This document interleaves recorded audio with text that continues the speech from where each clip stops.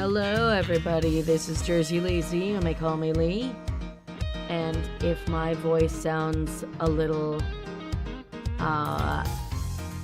like disused, that's because I have a sore throat. But I think I'm fine enough to do a stream today. Sorry, metaphor for canceling yesterday. I've been canceling a lot of streams lately and I apologize for that. But, hopefully, you know, all the voice acting that I have to do for Ace Attorney isn't gonna exacerbate that problem. Anyways, go my attorney. Kill Judge Gavel or, Excelsius. Oh, right, we were here. Okay. Oh, God, okay. Wait. Hold on, go back. I'm like, no way there's a mistake in Grandma's report. Not ever. Okay. Hold it! Why do you say that? Never. You're saying that Dr. Hertz is infallible. She has to be. A doctor can afford to make mistakes. Even a veteran like Grandma would be out of a job if she messed up even once. So there's no way she of all people would... I got a whole hospital relying on me. Might be you can't bungle your work and survive, mister, but I can't. I mean, I can't. I can't bungle my work and survive. I mean, I guess Miles can. Because he's lost so many times. But he's fine, right? I've been dealing with the dead longer than you've been alive, son of Jim. Okay. Hold it! And I'm a right young age of like 25 or whatever, so. And you've really never made a single mistake in all that time. Doctoring's all about experience. The longer you've been at it, the better you get. If only the same were true of prosecuting. Chairman Winner would be the best in the business. But I think we can all agree that that's not the case. Oh, you really are Devil Miles. Maybe this is the voice I need to clear my fucking throat. Or maybe it's my downfall. But you're also quite wrong. I've never once made a mistake either. After all, I have people to do that for me. I'm too busy for foul-ups. And luckily for me, I don't have to make them. Isn't having people just grand? Don't you go trying to make doctor and lawyer and sound the same. They ain't nothing alike. Nothing alike, I tell you. Okay. Me running something wrong is about as likely as out. Hold it! The victim appears to have put this raincoat on after sustaining the head injury. And yet, there was not a single drop of her blood in the chest area of the raincoat. Therefore, she must have been hit in the head before she was stabbed in the chest, making it pre-mortem. Oh, that's a... Ow! I don't need you to teach me how to suck eggs, young man. Although you do look like an expert in that. My dang report already says what you just said, don't it? Oh, someone tampered with the report. Objection! Your report states that the head injury appears to have been sustained post-mortem, which is the exact opposite of what I just said. Ow! Oh, sure. I diligently dictated that report to Florence here, and she wrote it all down just like I said it. If something happened to it after that, we weren't nothing to do with me. You dictated it. If you could please tell me more.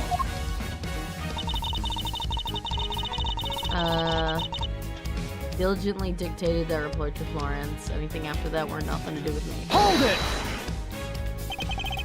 Just so we're on the same page, what were your conclusions regarding the body? Well, like I said, ow! Sorry, it was, death from a good hard knock to the noggin. Whoa, what? Wait, what? And can you say for certain when that knock happened, Dr. Hertz? Pre-mortem, of course. Chest wound happened after the poor girl died. told Florence, and she wrote it right down. I don't know why she's Southern. I just realized I've been giving her a Southern accent.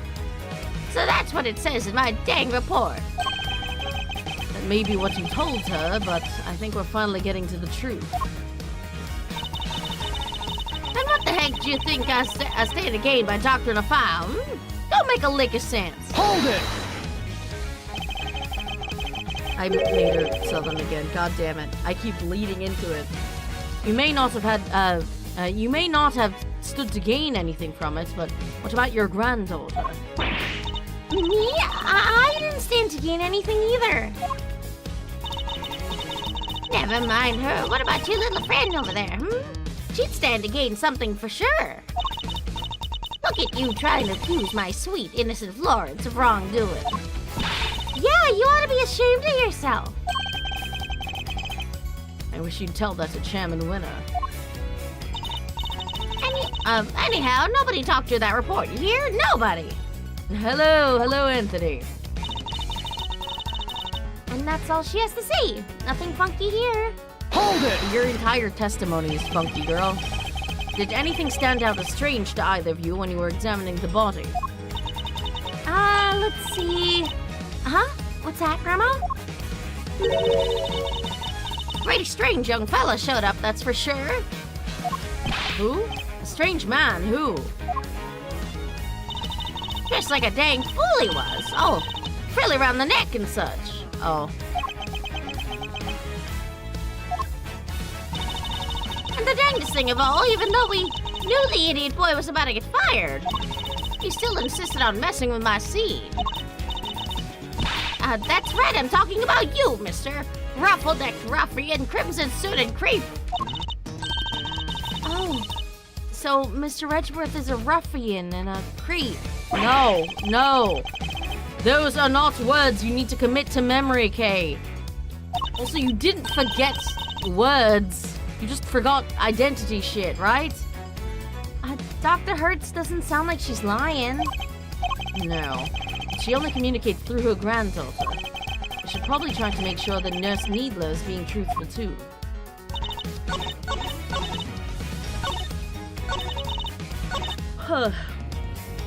Weren't nothing to do with me. Let me check that autopsy real quick. Where is it?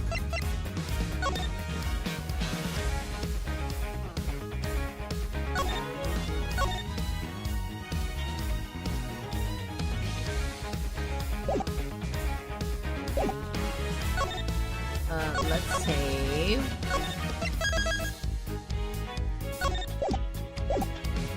And just present the coroner's notes because nuh-uh. Objection! Nuh-uh. Dr. Hertz, I'd like you to take a look at the report for yourself. Oh, I'll read it to you.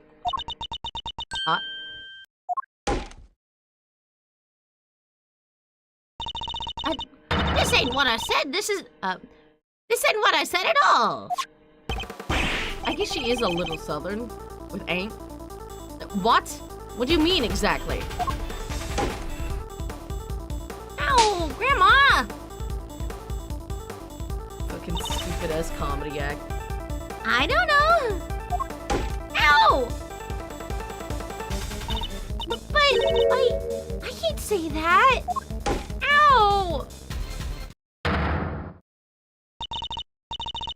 Miss Needler, you are attempting to bury Dr. Hertz's truth. I will gladly hear her confession myself, on behalf of the Goddess of Justice. Dr. Hertz seems to be telling Judge Gavelle something in private. But they don't have a sprite for that, so... What? I see. Very well. Allow me to relay to everyone what you have just told me.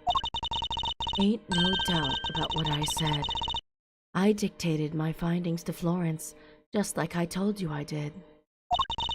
The fuddle-headed young thing must have wrote it down wrong or something.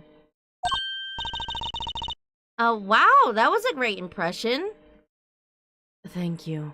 I tried very hard with the accent. No, you didn't. I will hit you over the head with my hammer. Yes, was it really necessary? So in summary, there was an error in the report. And it was all because of you, Nurse Needler.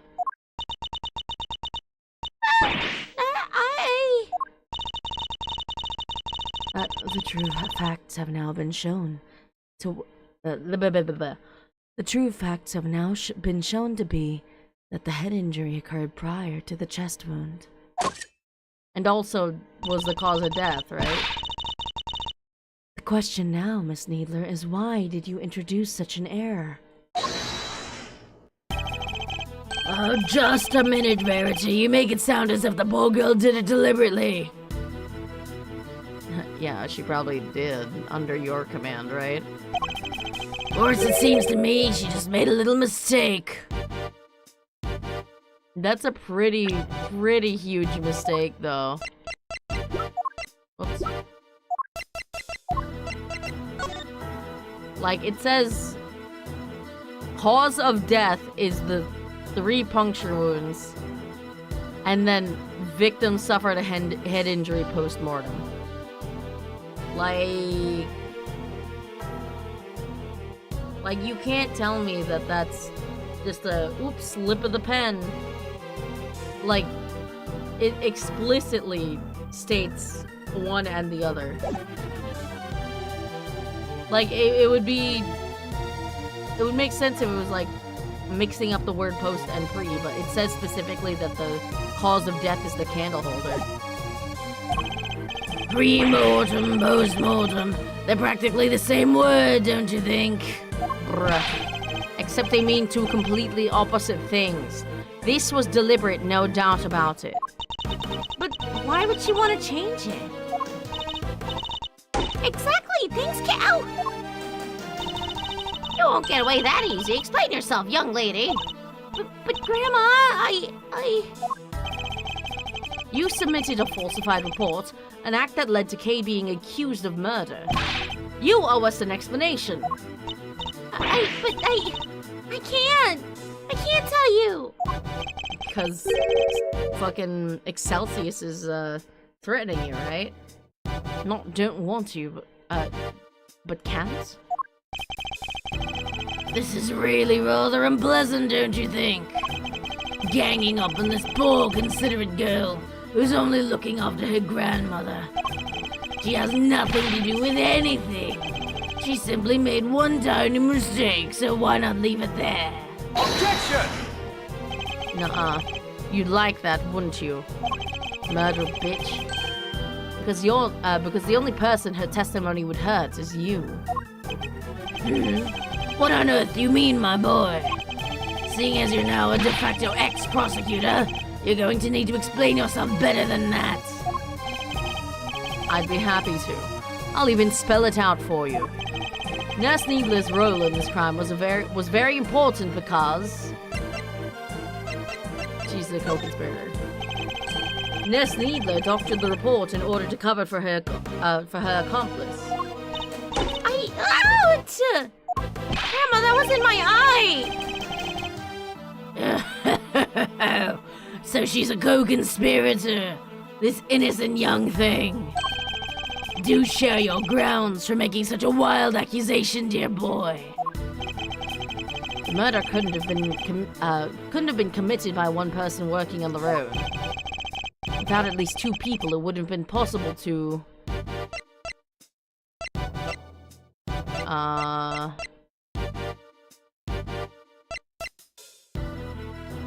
Doctor the report.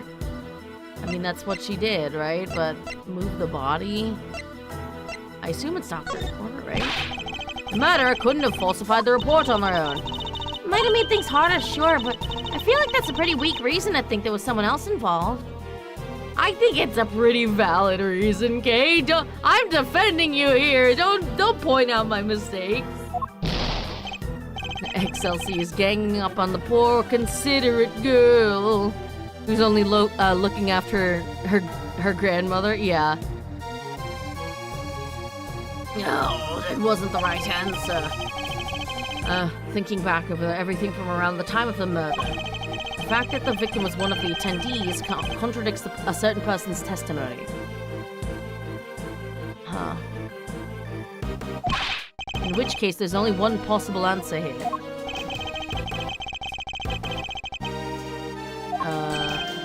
Oh, but I do. Wait, what? Is it really maintain attendee numbers?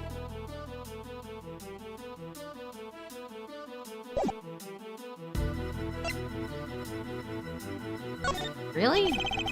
If the auctioneer was the murderer, and the victim was one of the attendees, the fact that a witness testified to there being 11 attendees even after the murder doesn't make sense.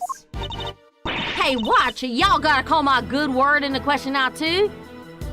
Lotta, we have to call your good word into question every single time because you never say the full truth. Like, ever. That's not what I meant. In fact, it's quite the opposite. I'm taking you at your word, which means that there must be a co-conspirator. I know it's hard, my boy, but sometimes you just have to accept that you were wrong. Objection! Nuh-uh. I wasn't wrong. I just hadn't considered the possibility of the killer having an accomplice. But as soon as we do, things start to fall into place. If the killer's accomplice returned to the auction room in place of the victim, because they're masked up anyway, right? There would indeed have been 11 attendees, both before and after the murder. Well, so that's your thinking, is it? It's certainly an intriguing theory. But that's just a theory. A game theory. But surely the imposter would have been spotted right away. Nuh-uh, they're in masks. I don't imagine that Nurse Needler looks strikingly different from the victim in build and stature, even though they look completely fucking different. Like, I know they had masks on, but like... that's completely different hair. Like, no one questioned it? Did she just put her hair up? Like, put a wig on? With the help of a mask, she could very easily have replaced Miss Ringer without anybody noticing. Well, Nurse Needler, is that what happened? Did you take the victim's place at the auction? I wouldn't do something like... Now tell us, the ringleader, who were they? I can't tell you, I just can't. It hurt Grandma, too. Ow!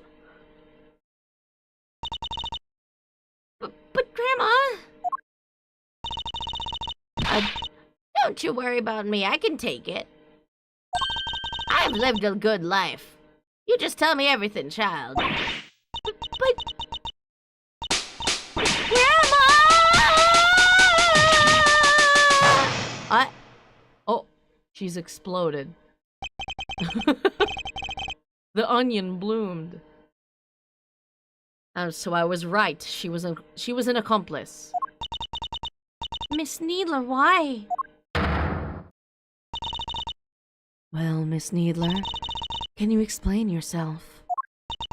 Oh, she's put it back up already. Jesus. Huh? Yes, huh? Oh, thank you, Grandma, but I'm alright now. I confess it, I changed places with Miss Ringer. So you admit that you were working with the ringleader? Yeah, I was helping them. I don't know how, but they found out Miss Ringer was going to attack them. The culprit was going to be attacked by the victim. They seemed pretty sure it was going to happen that night, so they made a counterplan. They wanted to strike first, and they wanted me to help them. I was told to go to the storeroom before the auction began and wait there. Why would you aid in murder? Now, hold on right there, Missy. I didn't see nothing, and my eyes don't lie. If you'd have been there from before the auction, I would have bumped right into you. I was there the whole way through, and you weren't there for a bit of it. But I'm not lying! Well, that's easy for you to say. But you were lying about altering the report only a few minutes ago. Wow. Way to fucking throw her under the bus, dog. Objection!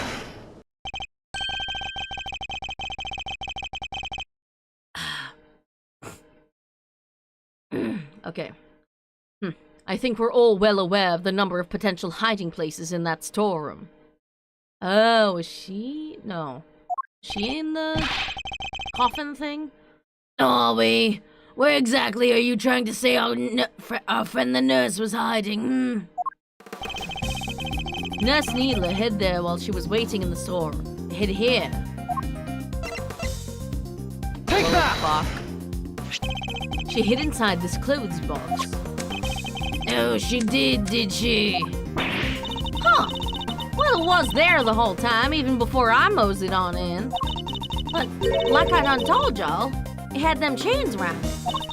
Wanted to hide in there myself, really, but it was locked up tight, so I had to go elsewhere.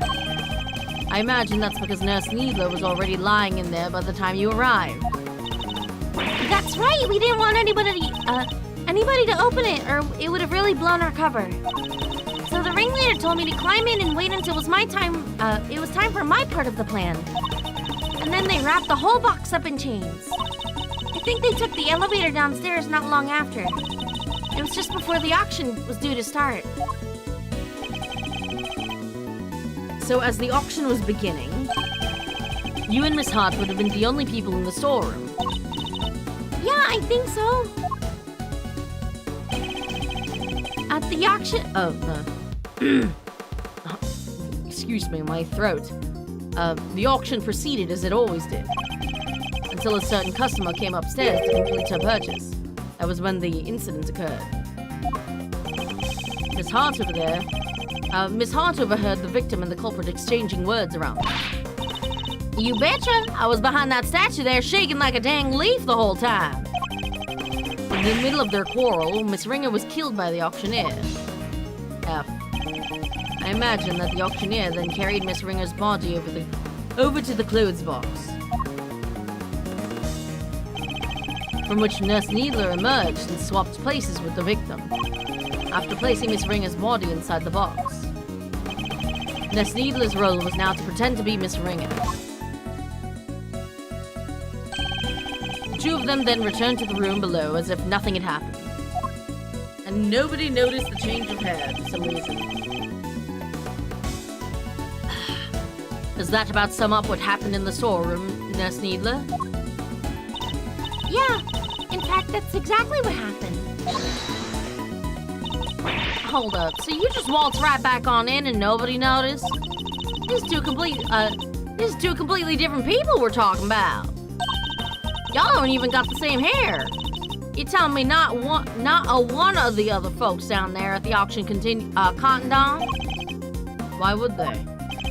The other auction goers had no reason to notice the difference when Nurse Needler entered because... She stole the clothes. As we've seen, Miss Ringer and Nurse Needler are about the same build. What's more, the auction rules required attendees to wear their masks at all times. If Nurse Needler were wearing the same clothes as Miss Ringer, nobody would have been any the wiser. No, and they weren't. Even though we have completely different hair. But you know, I guess I wore a wig or something. I borrowed Miss Ringer's clothes and and left the poor child in her smalls? Have you no respect, girl? No, Grandma, I thought the same thing. It wouldn't be nice to leave a dead body like that. So when the ringleader wasn't looking, I put that raincoat on her. So that's how Miss Ringer came to be wearing it. So hold on, she was just nude with a raincoat on? Insane. Thus, the auction was able to carry on as before. I guess the part where I caught the red raincoat on film came just after. Yeah, it must be. Then it all makes sense. Why didn't you just swap clothes with her? Right after that was when I went on over and looked downstairs through the gap in the elevator. Found me 11 happily little auction goers, and back I snuck to my little hidey hole. Don't tell me you were hiding back there the entire time after that. Well, that is not exactly.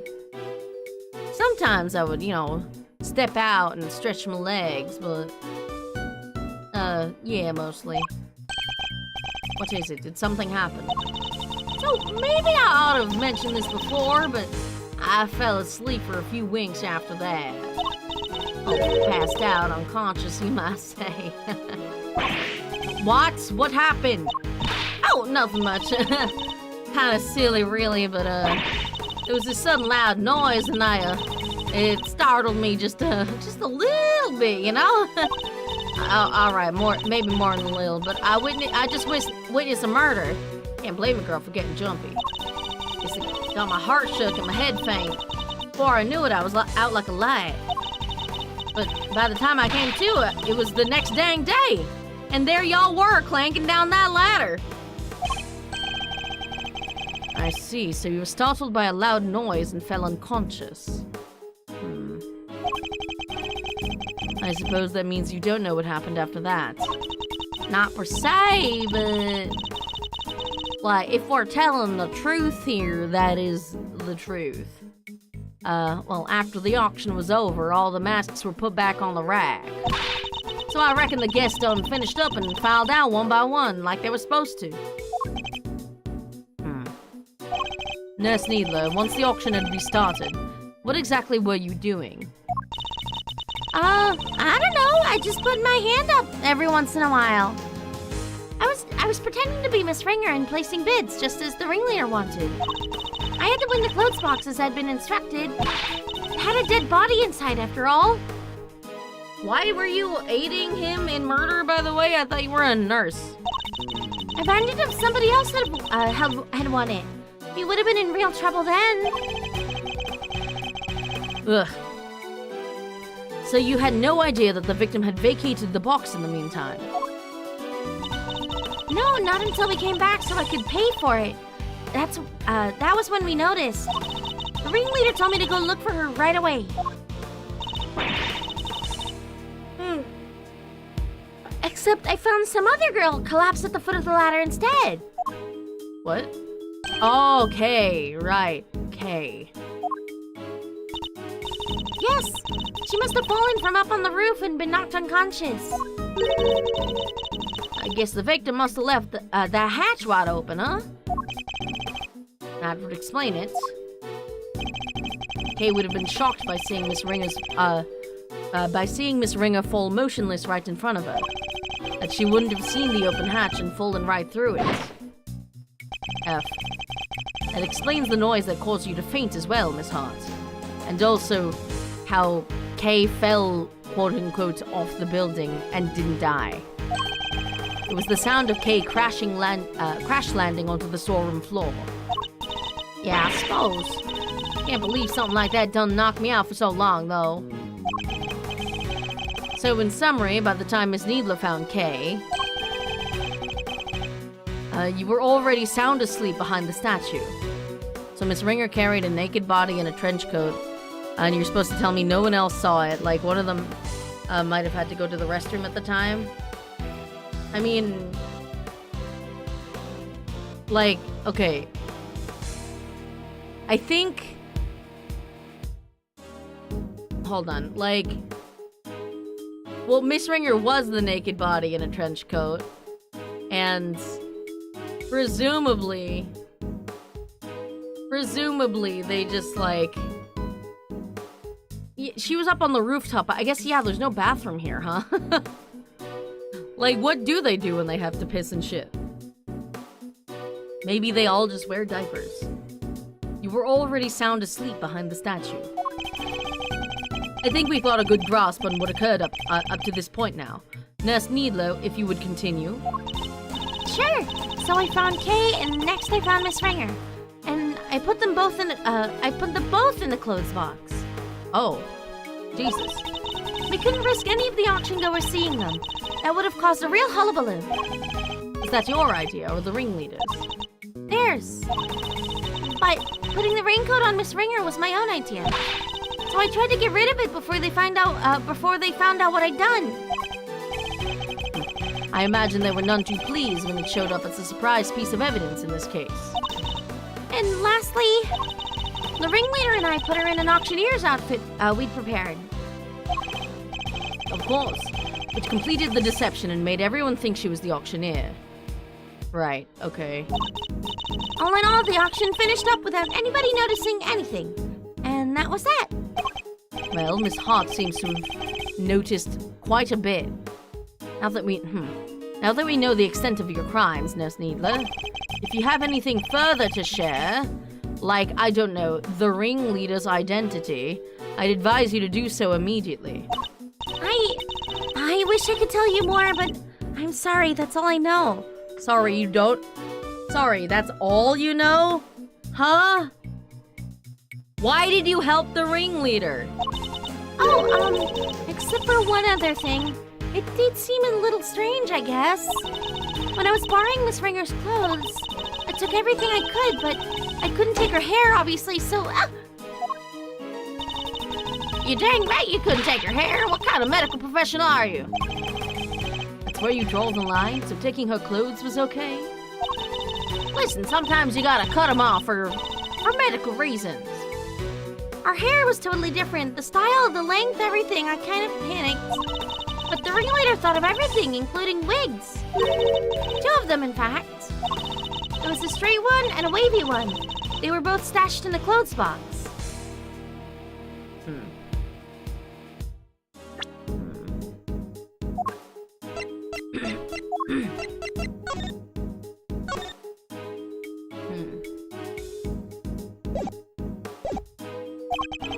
Two wigs, but why?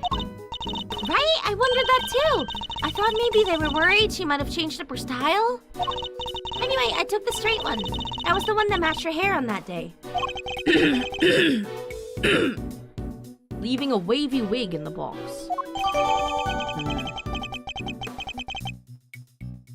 Miss Needler's statement data. Okay. And that's everything you know. There's nothing else you're forgetting? Like, I don't know the ringleader's identity? No. Huh? No, really, Grandma, that's everything. And I take it that you really have no idea who the ringleader might be. Sorry. I only know that they were in charge of the auction. Why did you help them? I didn't see them without their mask on. And they were pretty careful to keep their identity a secret from everyone. Ugh. I can't get something concrete on them. Well, Miles, are we about done? Bruh. Why are we not questioning why the nurse helped? Bruh. You've proven the nurse was part of the murder plot. But sadly for you, it doesn't change a whole lot. Ooh, buzz. Because it does nothing to prove that Kay Faraday isn't the ringleader. Why? How would she be? But how would she be, though? And justice must prevail. We can't change the law even for your sake. Shake. Is this it? Am I not going to be able to save Kay? Bruh. Objection! Ah, Franziska! I love you, sister. Franziska, what are you doing here? As I told you before, Miles said to us, where the case leads, I follow. Your dedication is an inspiration to us all. But don't go getting the wrong idea, little brother. I'm only here to deliver the truth regarding the suspect. No, that, like, the R thing is French. For God's sake. I'm certainly not here to forgive you for abandoning the way of the prosecutor. I understand that. You should thank your former subordinates for what I'm about to share. In his desperation to help Kay Faraday, he gave me a valuable piece of information. Detective Gumshoe did that. Obviously. Prepare yourself, Miles Edgeworth, for the final piece of the puzzle. Rosie Ringer's head wound was the first of the injuries she suffered, not the second. Ooh. Who's gonna tell her? Who's gonna tell her? Ay, ay, ay.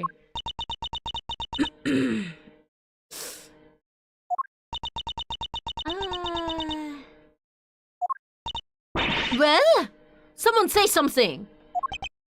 Yes, there's no easy way to say this, Franziska. I love you, dear sister. However,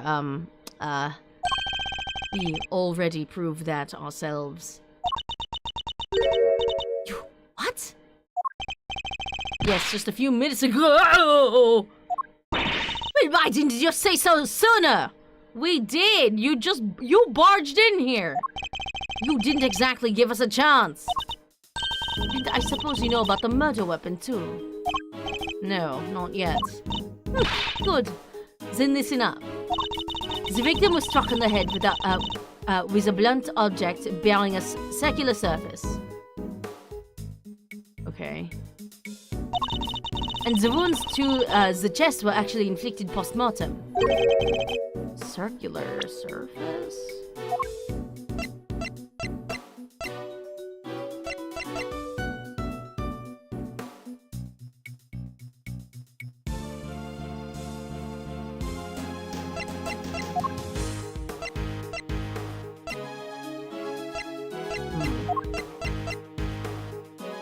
This?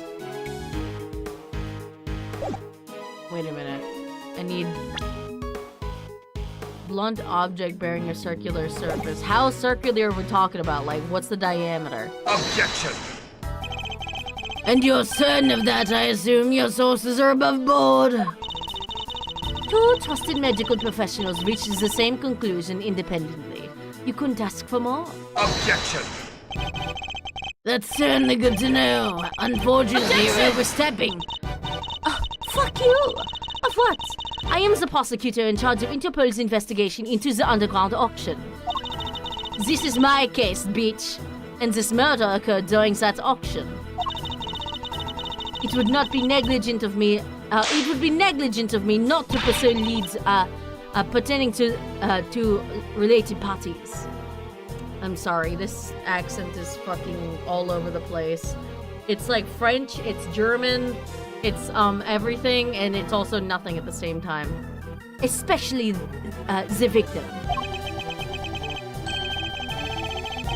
My, you've really become quite the force to be reckoned with, haven't you, my dear? Then all parties are in agreement. The victim died from a blow to the head. Wow. Sadly, the murder weapon itself has yet to be identified. Based on the shape, I might have an idea, too. But guys! Oh, I forgot you were here. I didn't turn up any other weapon during my investigation. And yet, one need only think about the setting and an auctioneer's tools, and the answer should be obvious.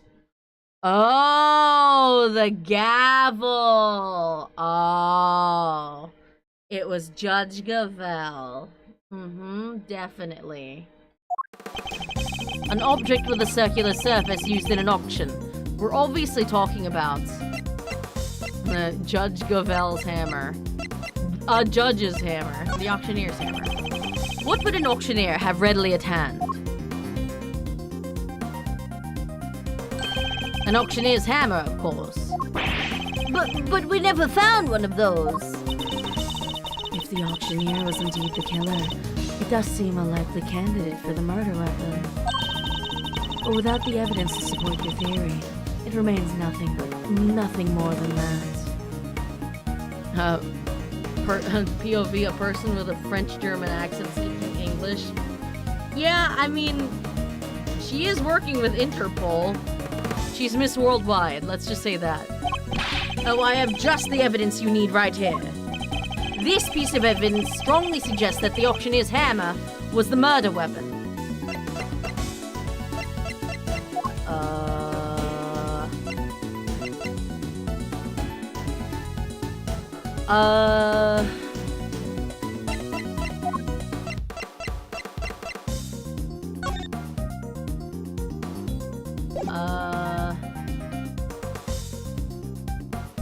I can't save. That sucks, Major Balls.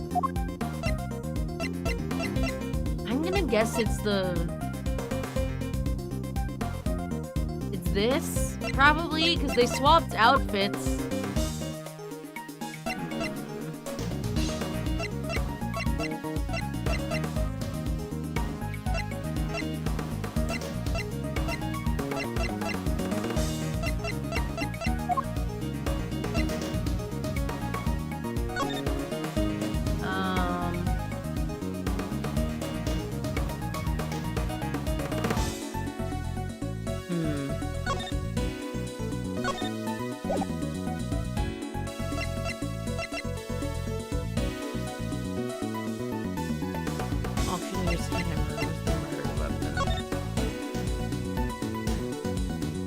Oh, it's Lotta's testimony because she couldn't hear the auctioneer's hammer anymore.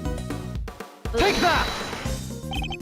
Miss Hart told us something very important about the auction after the murder occurred. She said that the very prominent sound of the auctioneer's hammer could no longer be heard. Now, why would that be? I'll tell you why, because it had just been used in a murder and was covered in the victim's blood. It would need to be disposed of, isn't that right? Chairman winner. Bitch.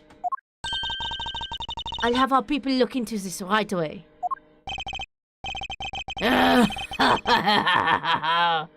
You really are like a dog with a bone, aren't you, dear boy? But if you can't dedicate yourself to a cause, when you're young, when can you, Seems very confident we'll never find it.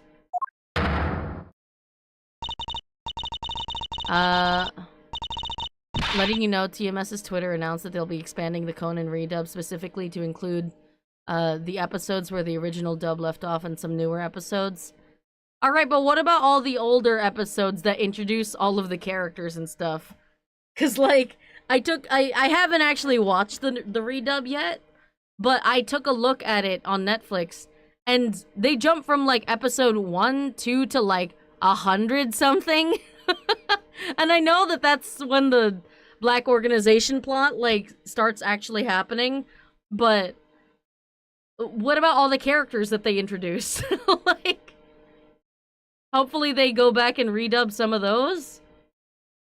Very well.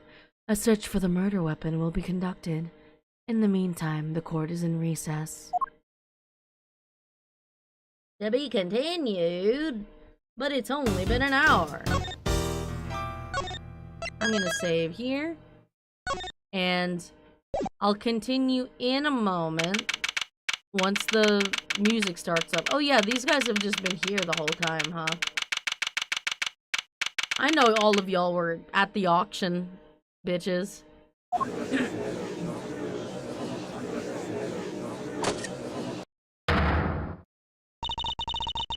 Silence in the courtroom, please. Oh, wait. Miss Von Karma, if you would be so kind as to update us on the progress of the search. Majority of fillers just not included. They only focus on the main story. Hopefully they start redubbing the whole series, including the filler. See, yeah, like, I understand skipping the filler. However, there are, like, recurring characters that are introduced, like Hattori and Phantom Thief Kaito, and you know all the other recurring characters that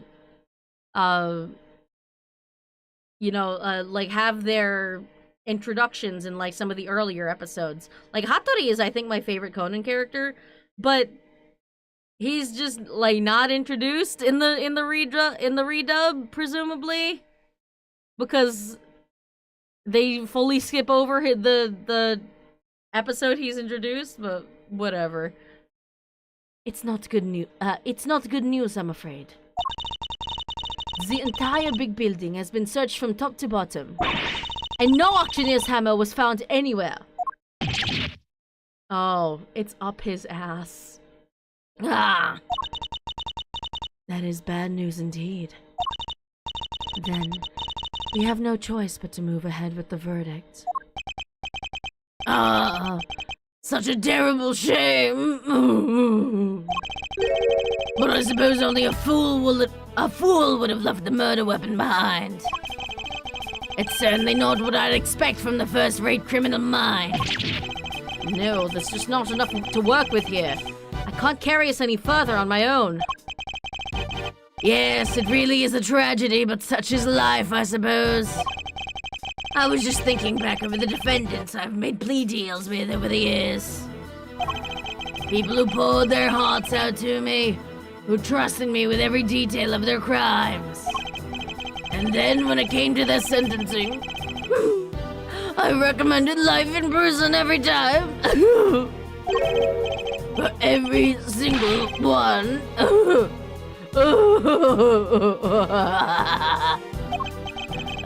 if only you could see the stupid, dumbfounded looks on their faces.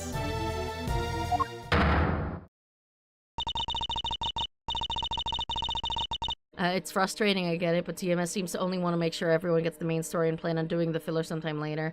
But we do get a proper introduction to Ai, aka Shiho. I mean, yeah, she's kind of the catalyst to actually getting the plot rolling, you know?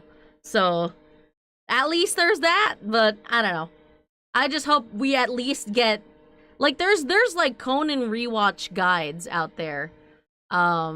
That like tell you if an episode is like completely filler or if there's an introduction to a character or if a character shows up or something, because there's like you know, filler with like new characters and stuff, and then there's filler. The verdict will now be passed. All present will accept the goddess's word as law. There's nothing more I can do. Kay and I are both... Shit. If only we had some proof! I never imagined I would be passing judgment on you under such circumstances. The end of the road, huh? By the power vested in me, Excelsis winner, this court hereby indicts you for your crimes. Oh, shit! Oh, Gavel, get his ass! What? Ha! What on earth's gotten into you, Verity? I submit for the court's consideration the case file of a certain incident. Namely, the IS-7 incident, a murder that took place 18 years ago. It's kind of weird seeing her sprite flip like that. But what does that file have to do with... Wait, you mean... Your late-night visit to this chamber, that was to... Precisely. I came here to retrieve these documents. Damn, that's how you prosecute, mother effer! Though sadly, it would seem that I arrived too early to catch the auction itself. When we spoke of the matter before, I implied that I had come to retrieve files pertaining to your own case. You'll have to forgive me. That was a ruse to buy myself more time. Huh. Oh, shit. What the heck are you doing, Gavel? You can't just accuse my dad! Eustace, honey. He's bad for you. That man does not give a shit about you. I'm the only one that can take care of you now. Oh, shit! I forgot IS-7 was this case. Wait a minute. Huh? Wait. Huh.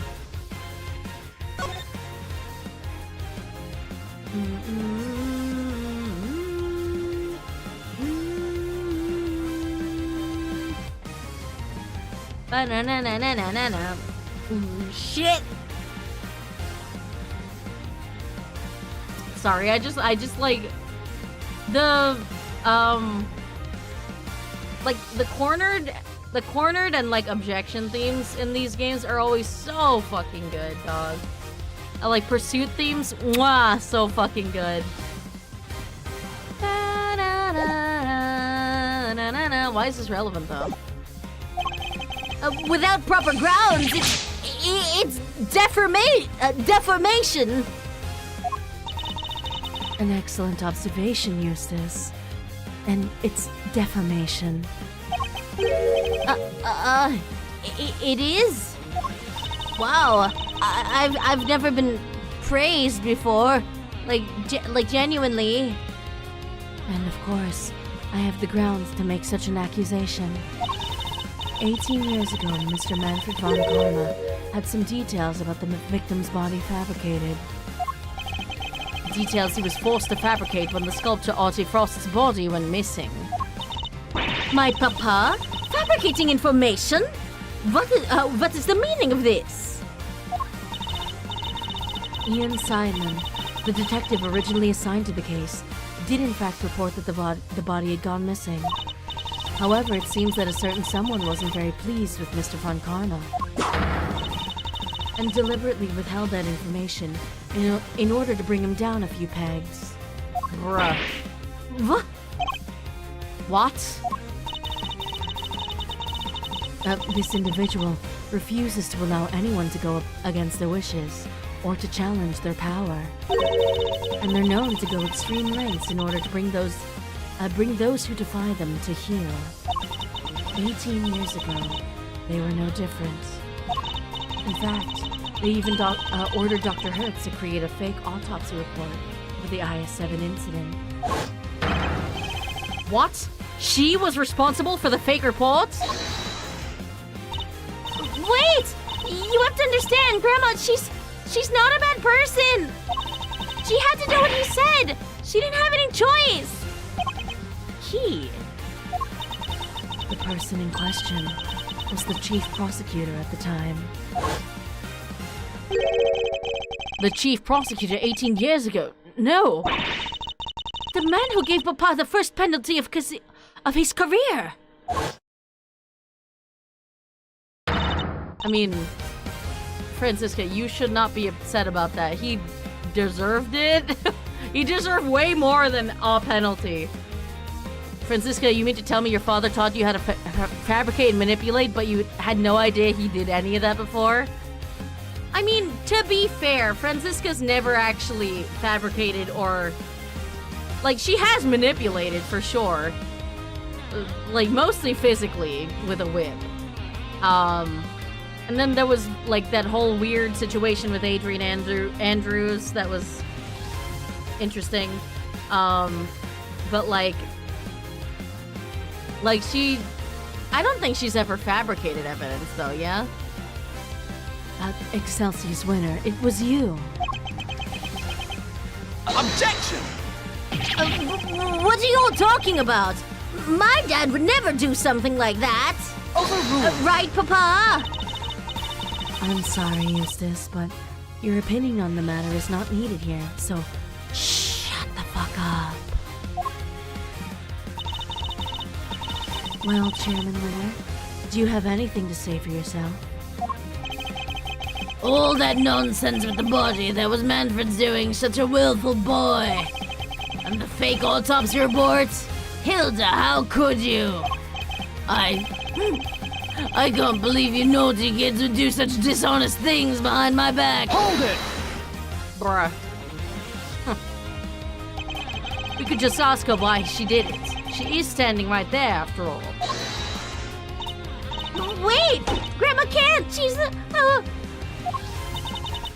Grandma, I'm sorry, I knew. That's why I... Right, exactly. If I didn't, everybody would have found out about what you did. They said he was going to charge you if I didn't help them with their plan. They said he would... I just had to do what the auctioneer said. He's like, you yap too much!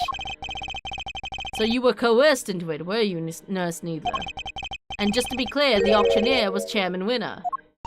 I'm sorry, but I honestly don't know.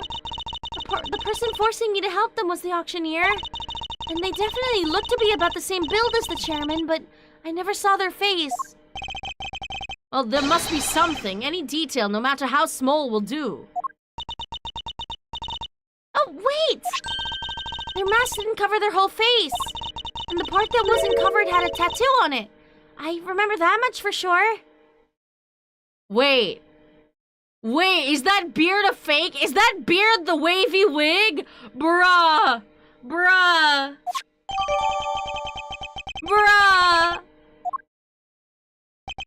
A tattoo. Objection.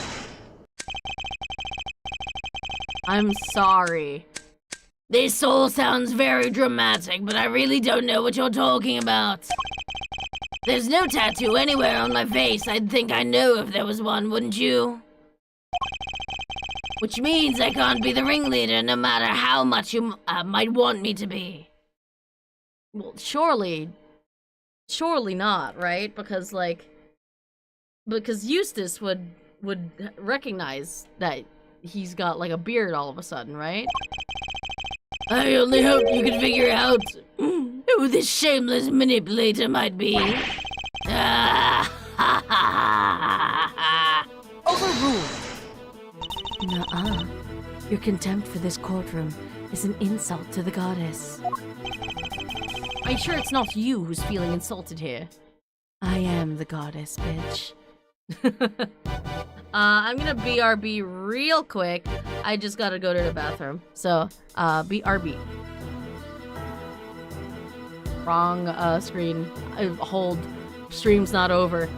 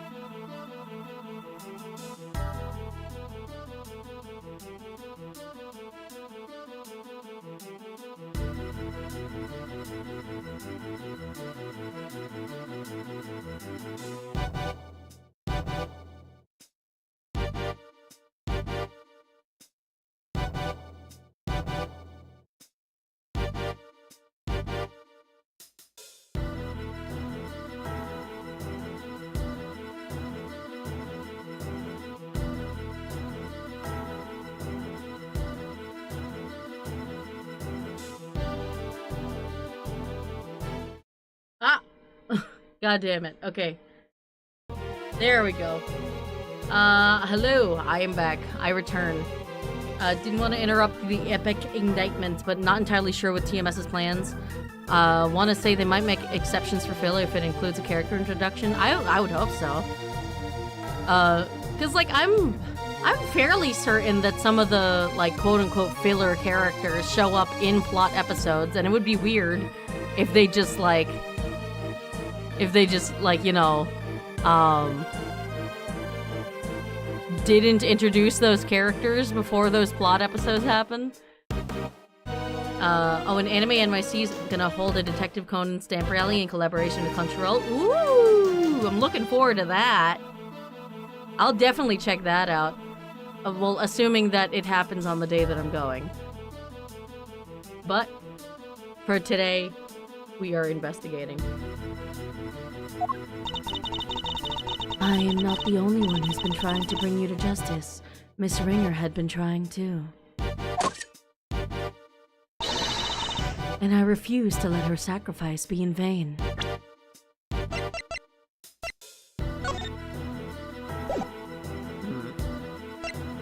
Yeah.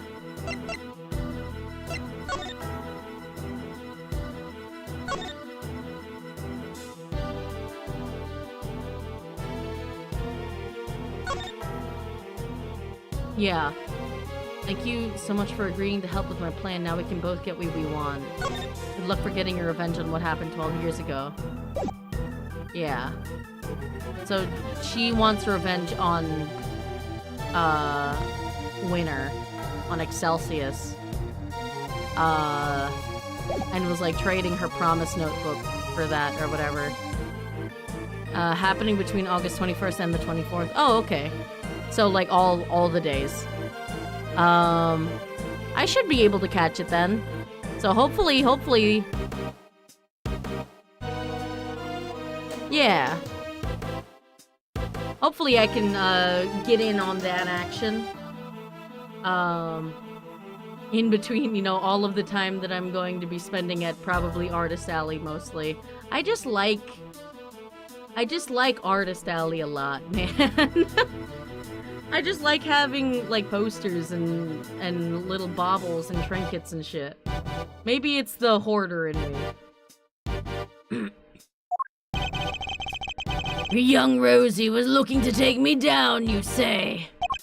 But why? I barely knew her. I've always had a certain magnetic charm, but I don't remember ever catching that particular eye. You barely knew the victim? Why, I do believe that is a new statement. The goddess demands that you offer your full testimony on the record. She's been on his case for years, brother. So that's how this is going to go, hmm? You mean to hound me until I finally break? Ooh. Oh, stop bullying a poor, defenseless old man. Well, if that's the way you want to play it, fine. I'll destroy you all. Every last one of you. Oh my god. Dimitri, Fire Emblem Three Houses? Hello? I'm going to kill every last one of them! Mr. Edgeworth, please allow me to work with you on this one. I mean, you have been the entire time. I doubt we'll get another chance to put him on the stand. So let's make the most of this opportunity. Of course, Your Honor. I wouldn't have it any other way. I think the judge is biased, gang. Now, Chairman Winner, you will tell this court everything you know about Miss Ringer. Jesus, he's fucking scary. Young Rosie was a member of the committee, of course. But we never really had any personal interactions. At least none that I can remember. I had no motive to murder that poor girl whatsoever. And I have absolutely no idea why she was after me. So you don't mean to accept your part in any of this?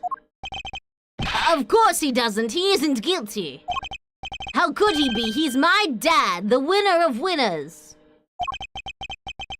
That's very kind of you, Eustace. But you'll need more than mere words if you plan to cover for me. Look at my lawyer, dog. I'm going to jail. Right, you got it. I won't let them pin this on you. You can look forward to the world premiere of the Black Iron Submarine on the 23rd. Ooh! That's the day I'm going. So, that works out. I believe in you, Dad. You'll beat Edgeworth. I know you will. Well, your belief doesn't really amount to much in my eyes. Yes, you really are such a sweet, simple child. He really loves his dad, huh?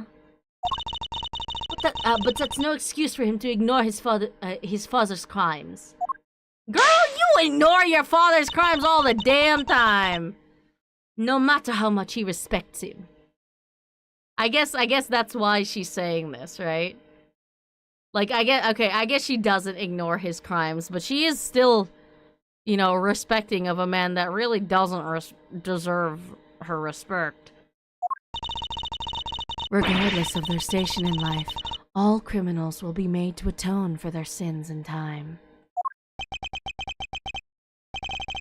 This won't be easy on Mr. Winner, but it has to be done. We can't let his father get away with this. I like how he's Mr. Winner. Like, Eustace is Mr. Winner. Young Rosie was a member of the committee. Okay. Hold it! As a member of the committee, you must at least have been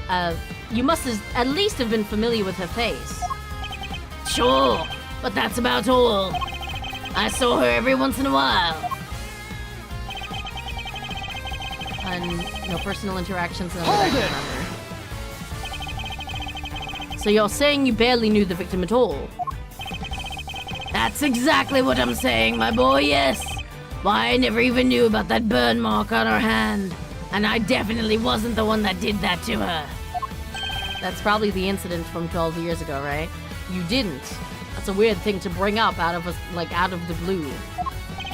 I mean, what's the point? You get to know someone, but before you know it, they're gone. It's become such a pain to remember things about others. They're here one day, gone the next, mostly because I murdered them. Yes, because they dare to stand up to you and you make them disappear. If you could please add your remark about the victim's burn to your testimony, Chairman Winner. Didn't even know. Why, I didn't even know about the burn mark on her hand. He says, like, waving a lighter around. You're sure you didn't know about the burn mark? You really don't let up, do you? I'm not in the habit of memorizing who has a scar on their hand and who doesn't. But this wasn't just any old scar. I'd say it's pretty noticeable, in fact. Perhaps under normal circumstances, but now that I think about it, Miss Ringer did always wear gloves. Truth be told, I wasn't aware of the burn mark until after the incident myself. The victim's hands were always covered by a pair of gloves. Makes sense, of course. People can be very self-conscious about such things. I can only sympathize being something of a sensitive soul myself. I hope you're not too sensitive to append that statement to your testimony. She was always wearing gloves. Perhaps it was to hide that burn. Okay. Hold it! So you remember her always wearing gloves? I mean, it was just something of a trademark of hers, yes. I knew it was to hide a burn mark. I always imagined it was just a fashion statement. Does your little friend there have something to hide under all those bandages, I wonder? She's injured. Shitlord. Who? Me? No, I don't have anything to hide. Although, given the outfit that I saw earlier, it does seem like I do wear gloves. You don't, not even the stony visage of a cold-blooded murderer. Objection! You have literally no evidence on that. And if anyone here is hiding such a thing, it's you. And I'll expose your true face if it's the last thing I do. I think it'll literally be exposing his true face. Because I think this is a wig. Oh. You never fail to entertain, my boy. Go ahead and do your worst. So Miss Ringer always wore gloves. That reminds me of something. I should look over all the evidence again.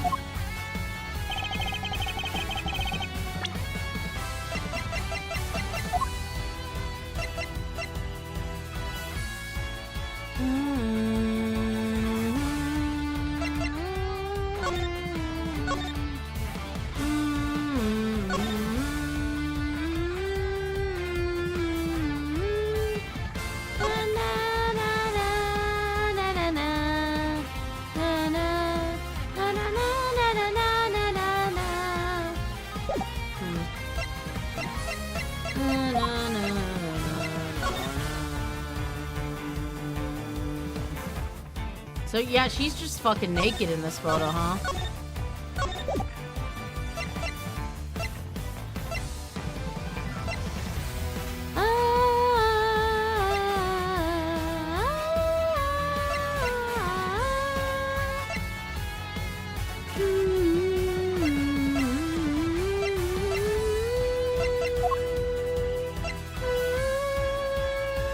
Oh. Wait. One of the people reported had a prominent burn. I'll play the recording. And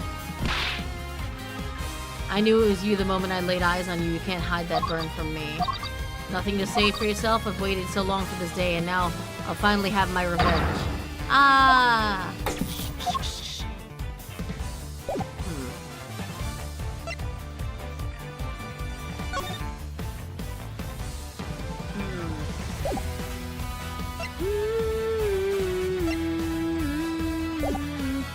I had no motive to murder that poor girl whatsoever. Hold it! You never had any trouble with her professionally. Don't be so silly, my boy. I'm far too important these days for such trivialities. And by all accounts, her work was unimpeachable. Besides, our difference in standing meant we hardly ever interacted. Bruh, but you're both in the committee. That doesn't prove you didn't kill her, does it? Well, you would say that, wouldn't you? Anything to save your little friend, It certainly seems that Miss Ringer had some personal interest in you, at least. Indeed, indeed. But I can't for the life of me imagine why. Too bad, so sad. Get mad. Without a motive, you can't logic your way into pinning this on me. No idea why she was Hold after you. Doubt. You have no idea at all as to why she was after you. Let's see now. It's because Dad's a real catch. I suppose you could say that, yes. The admirers, they come. And then the Yogan. The X's and the OOOs, they want me. Haha! You couldn't even dream of being like my dad. Very true. I doubt many ordinary people could quite match his achievements. It's remarkable, really, to have so many people come into a life, and then for so many to leave it. I certainly won't complain if you chose to leave, Verity, my dear. I think it's far more likely that you'll be the one leaving today in handcuffs. Yes, very droll, but I think if you think I'm finished, you will be sorely disappointed. I have to think back over what we know about the victim. If you're not sure how to approach this, take another look at the evidence. You might just find a new way to interpret old information. Are you trying to help me, Franziska? I'm I'm trying to help Kay Faraday. I couldn't care less about you. Nice to see she really is worried for Kay in her own Francisca sort of way. But she always has been a girl's girl, you know? So much so that she's a lesbian. I didn't even know about that burn mark on her hand. She was always wearing gloves. Perhaps it was to hide that burn.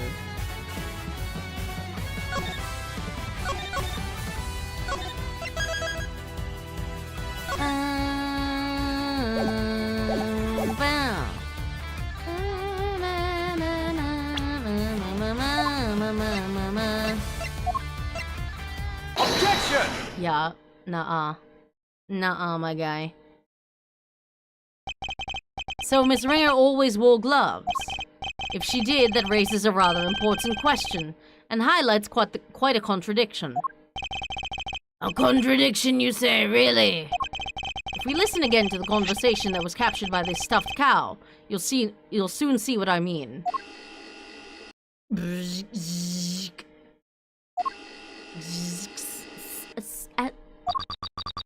I knew it was you the moment I laid eyes on you. You can't hide that burn from me. I assume that this is Rosie. And this is Excelsius. Nothing to say for yourself? I've waited so long for this day, and now I'll finally have my revenge. And I'm starting to think he like that tattoo that's under his quote-unquote beard is actually burn marks, right?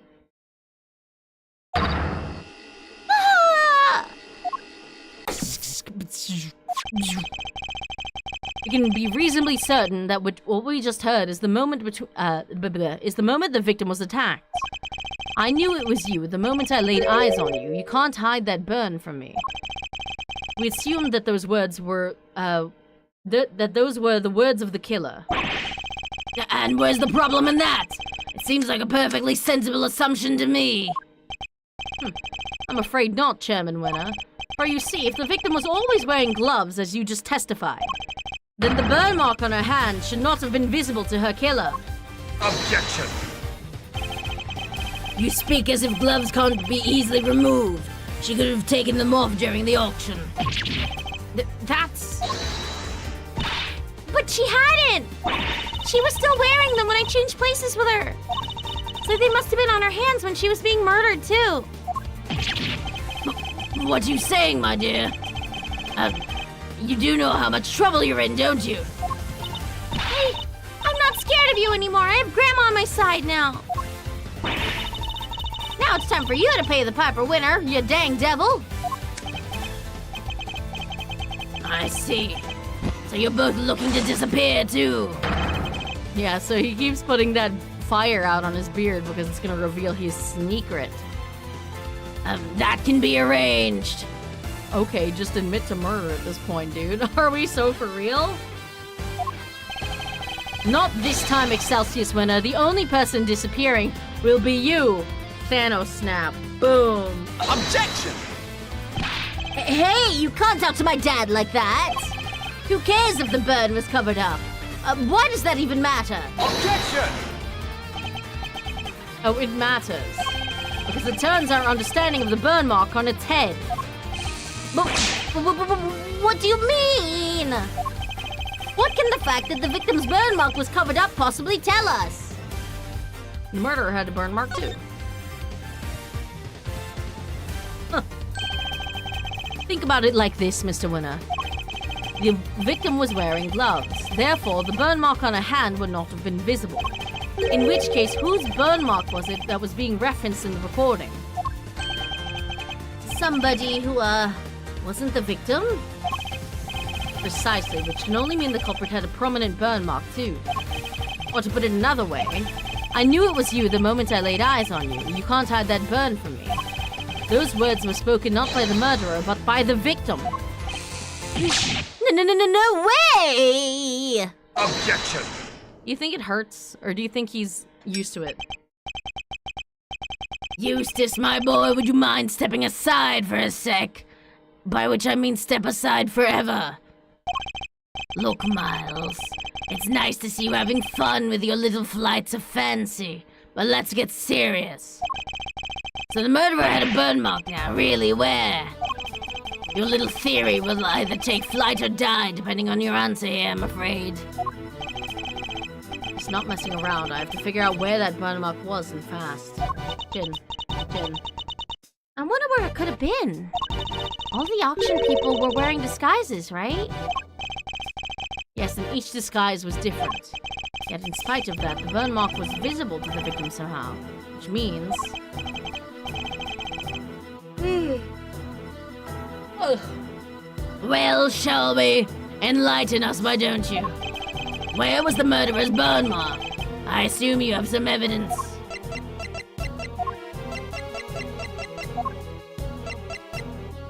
How do I present this? Oh, it's a Needler statement, right? Oh, no.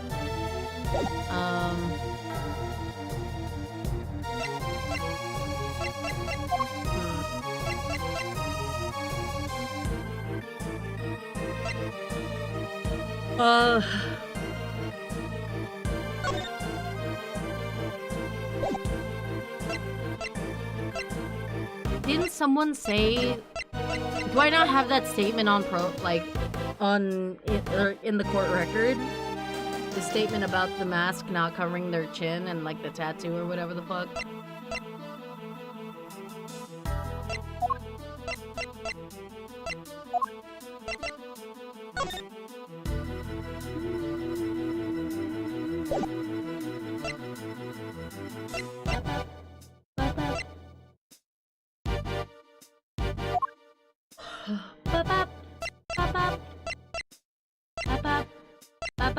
I'm gonna say this one.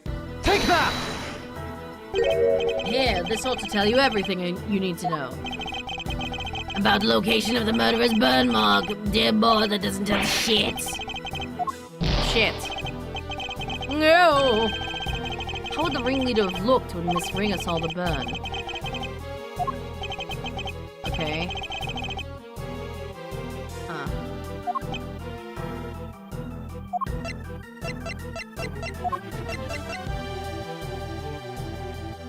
Oh, motherfucker. Yeah, there it is.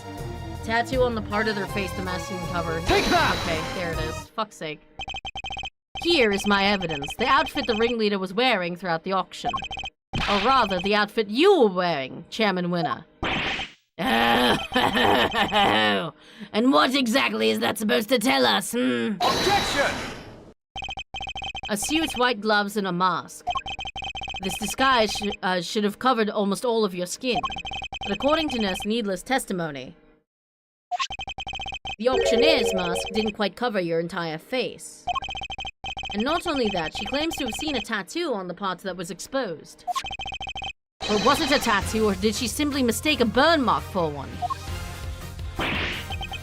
A burn mark on the face? Objection! Sorry to interrupt while you're so clearly enjoying yourself, dear boy. Is Eustace just like, Yeah, Dad does usually have a burn on his face, but then he started wearing this beard. And it just appeared all of a sudden, but I don't know. Like, second puberty? I don't know. But I regret to inform you that none of the committee's members has such a burn. Myself included, of course. But Dad, I mean... Eustace, do you think you can be quiet, please? You can be foolish on your own time later. But Dad... well, you may be an annoyance most of the time, Mr. Winner. But on this particular occasion, I'm grateful for your presence. A reaction like that from you, his son, is as good as an indicator of the truth as I could have hoped for. And it gives me a much-needed confidence boost concerning another theory of mine. Namely, who that one unexplained item belongs to. Oh, so wait, he wears... that's like a regular wig of his beard. What's the matter with Mr. Winner? I think he might be in shock. After all, he's usually the last to figure things out. But, you know, surprisingly, he's a little ahead of the curve here. Well, for his standards. But in this case, he seems to have gotten there all too quickly. He knows that his father is indeed the real murderer. He's sad because he knows the truth? So, it's better not to know the truth at all. No, Kay. It's what we came here for. It doesn't matter how we get there. The important thing is finding the truth. You yourself told me that once, right when I needed to hear it the most. Now it's time for me to repay the favor and show you the truth of your innocence. I want to know too. The truth of what really happened. So please, Mr. Edgeworth, won't you show me? I sure hope we get regular K back for the last case of this game, because this is shockingly still case 4. I very much intend to. Oh, you don't know when to give up, do you? Where is the burn then? Perhaps you can point it out to me.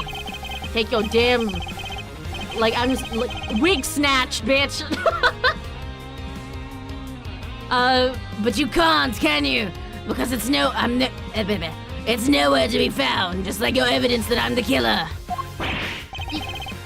Yeah. Hunt for contradictions all you like. You won't find any. Because he's my dad. A winner through and through. Objection! Oh, poor Eustace. I'm adopting this fucking kid!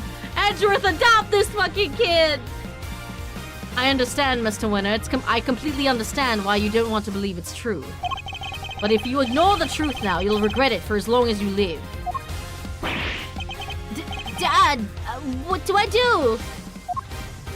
I'm your father now. So listen to me.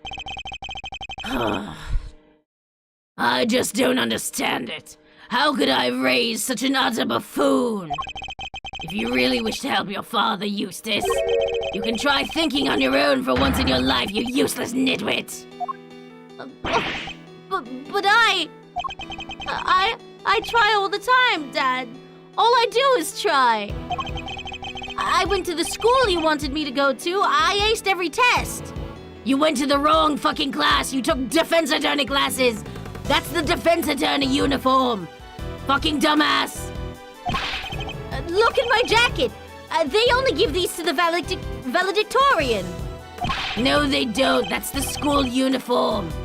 No, I mean the red one. That's just a regular outfit I bought for you. I did everything you told me to. I worked like crazy and graduated top of my class. I tried to be just like you and win as many trophies as I could. Objection! You really are just a simpering simpleton, aren't you? Oh. Those tests you aced, I had the school give you perfect scores on all of them. Those debate and speech competitions you won, the judges were all friends of mine. If you never even realized that much, there's no hope for you, I'm afraid, none at all. You're no son of mine. Even you must see that.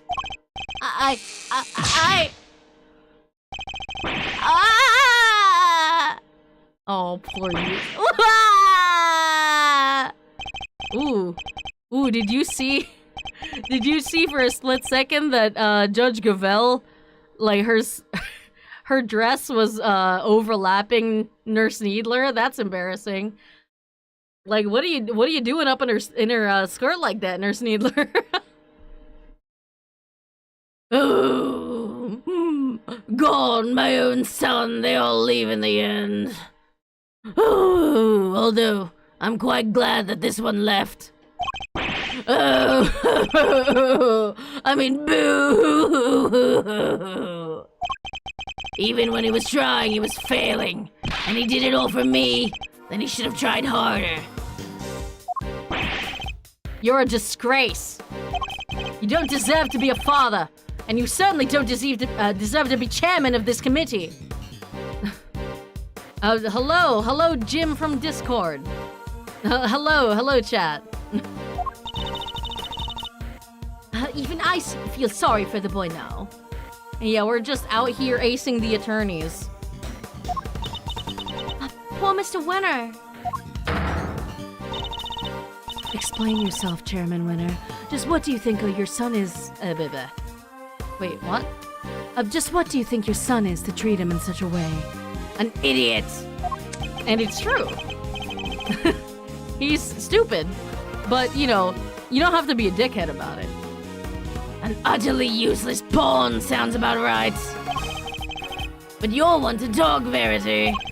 You tried to worm your way into my trust by using Eustace, too. Yeah, true. I cannot deny it. However, I have never thought of him as a mere pawn. He may not be a naturally gifted prosecutor, but he tries. In some ways, he tries harder than anybody. He's just special. That's what I have witnessed during my time with him.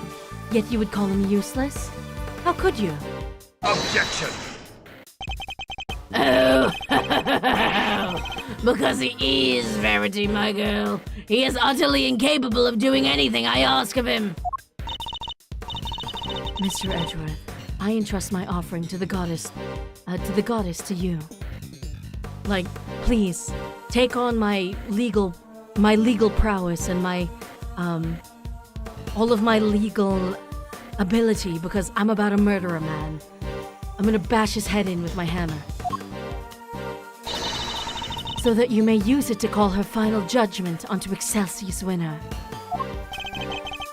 Thank you, Your Honor.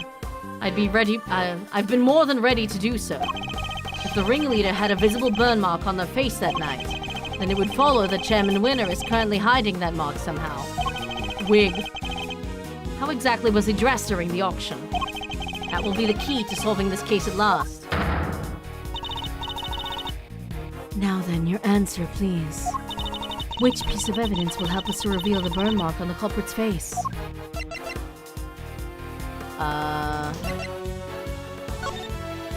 This one.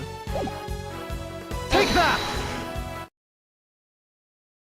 It's the wavy wig, but it wasn't a wig at all. It was a fake beard. Recall Nurse Needler's testimony, if you will. There was one thing we never quite resolved. The second wig. The one that wasn't used. I seem to remember it being... wavy? What are you two talking about? Pay attention, Franziska. Oh yeah, she just showed up. Nurse Needler apparently found some very interesting items when she went to swap places with the victim. And what does they have to do with the burn mark? What she found were two wigs. One was intended to make her look more like the victim. But what was the other one for? I don't suppose it was meant to be a spare. It doesn't take a huge leap of imagination to see the truth. Compare Chairman Winner's current appearance to that of the ringleader as it was described to us. Stop it! Stop staring at me! I'm reporting you! Wrong voice. One very prominent difference presents itself. His face, or rather, what's around it. You mean? It wasn't a wig after all? Indeed, not a wig intended to go on top of the head, in any case. It was a fake beard all along, wasn't it, Excelsius Winner? Get fucked. This? Why, this is all my own, dear boy. Bet. Just snatch the wig. How very unkind of you to suggest otherwise. Objection! We saw how your son reacted when he realized the truth. And how he desperately tried to cover for you, even in light of his realization. Yet you still feared that he might expose you. So rather than take that risk, you bullied him until he couldn't take it anymore. Because he knew that your beard hides a prominent burn mark.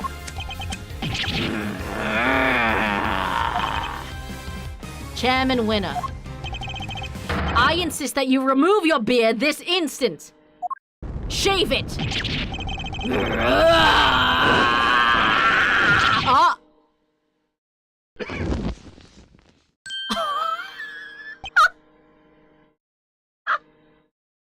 Oh my god! There it is, the burn mark, and it's skull-shaped.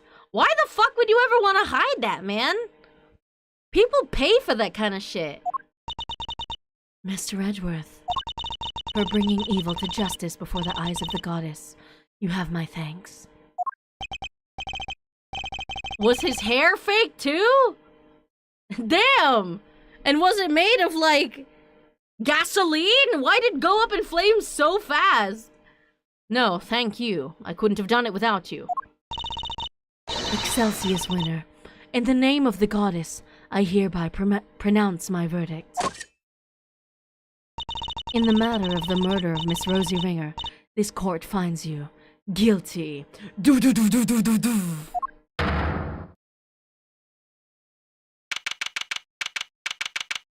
Hooray. We did it. No, but like for real, who would hide a burn mark like that? That's crazy. Also, what was his deal with like 12 years ago? Mr. Edgeworth, I can't thank you enough. You never gave up on me, even when I gave up on myself. That was very kind of you. There's no need to thank me. Now please, go back to regular K. It's unnerving seeing you not be, I don't know, Genki all the time.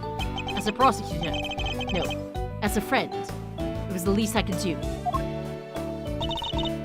Mr. Edgeworth, rejoice. I've learned that Chairman Winner has been safely delivered to the detention center. The search for the missing auction hammer continues. However, we are talking about Chairman Winner here, so it's highly likely that it has already been destroyed. In addition, there is one other matter I must inform you of. The chairman made a rather strange statement. According to him, the letters were not part of his plan. Huh. I mean, yeah. Like, this is presumably between Kay and Rosie, yeah? What happened 12 years ago, yeah. What? How could that be? He claims he and Miss Neither found this letter on Miss Ringer's person. And that they then found a second letter on Kay's unconscious body. From the contents, the letter seemed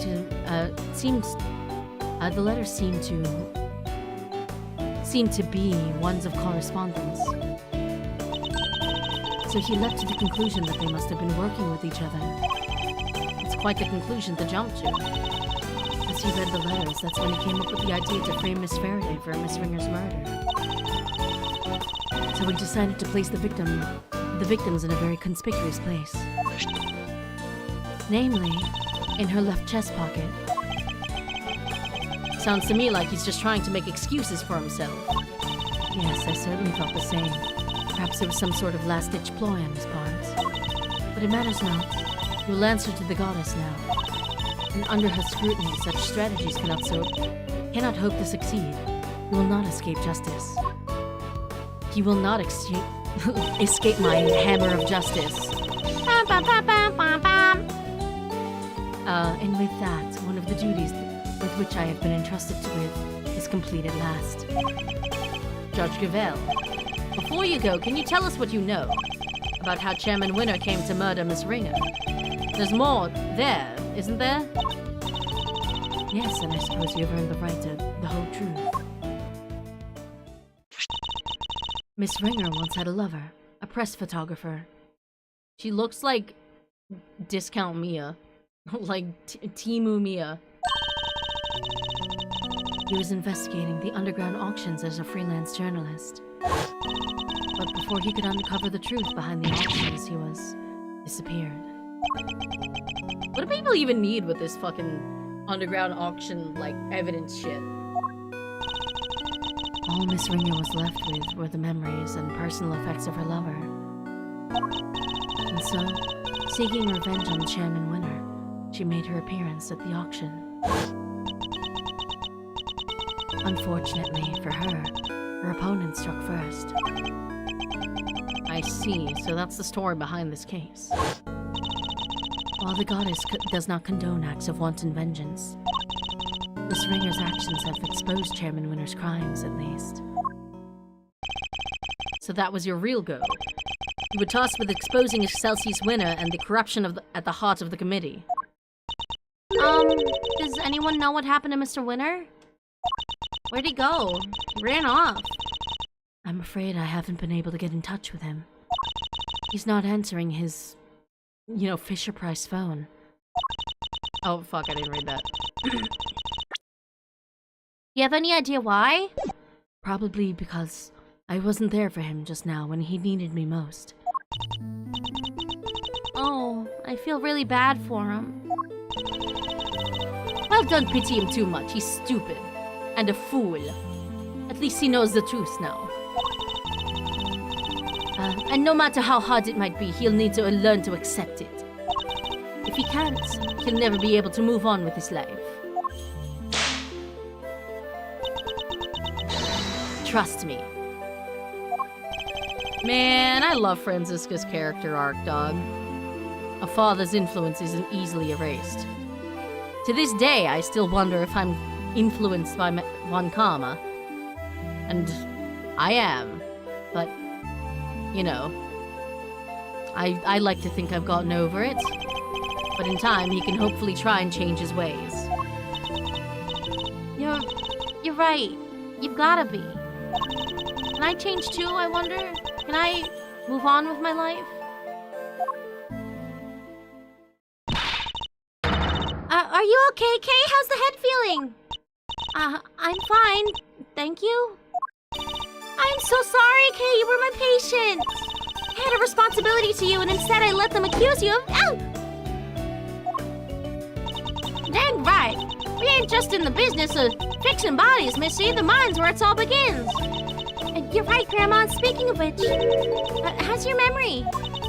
It's like, with a little more time, maybe I'll be able to remember some more? Please forgive me, but I'd better be on my way.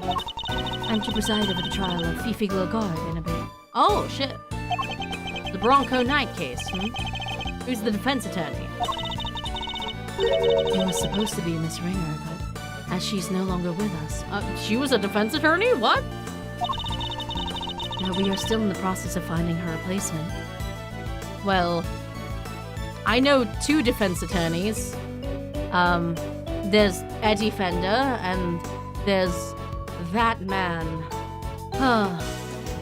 Although if that man is going to be presiding over the case, I would be the prosecutor.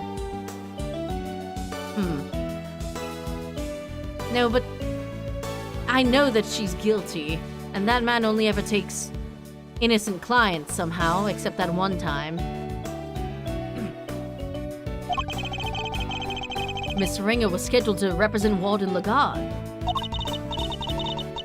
And, of course, until we find Eustace, there's nobody to act for the prosecution either. Oh, I can handle that. In any case, I must take my leave. Wait, please, what about Mr. Edgeworth's badge? What's gonna happen to it now? With its chairman under arrest, the committee's activities have been suspended for the time being. So to answer your question, it's complicated. It's all up to the goddess now. Girl, can I get a concrete answer, please? But...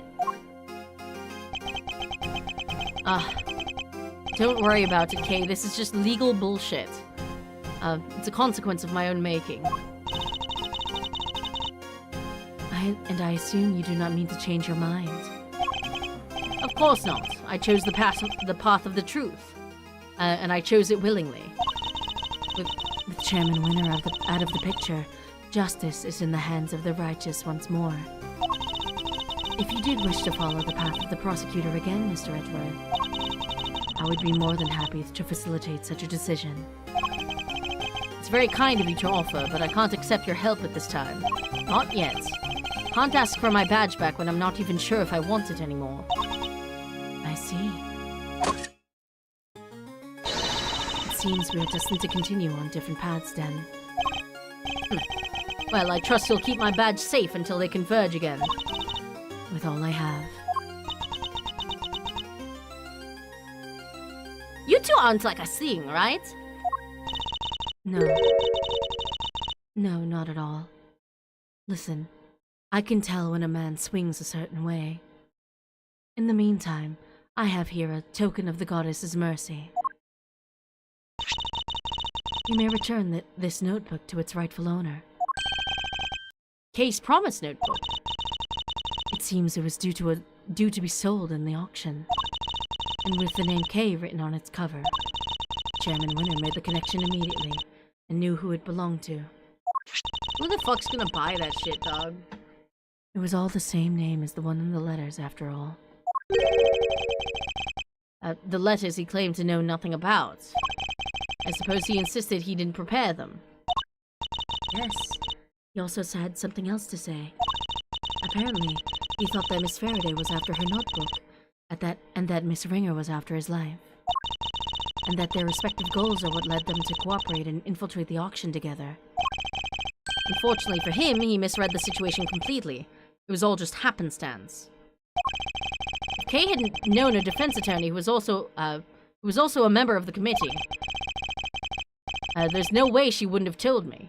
That just isn't like her.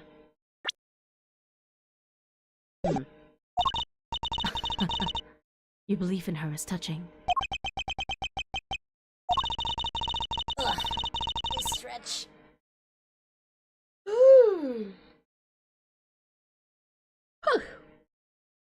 While the notebook did become part of Chairman Winner's cover-up scheme, it is also a treasured possession of Miss Faraday's, which is why I would like for her to have it back, as I am sure would the goddess.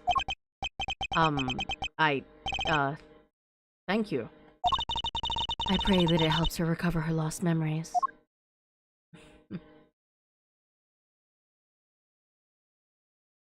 Bye.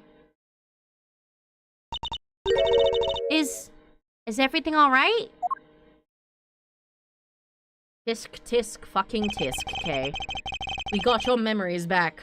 They were stored in this promise notebook. Judge Gravel wanted me to return something important to you. Oh, let's take ibuprofen together. Wait, isn't this... I feel like I've seen...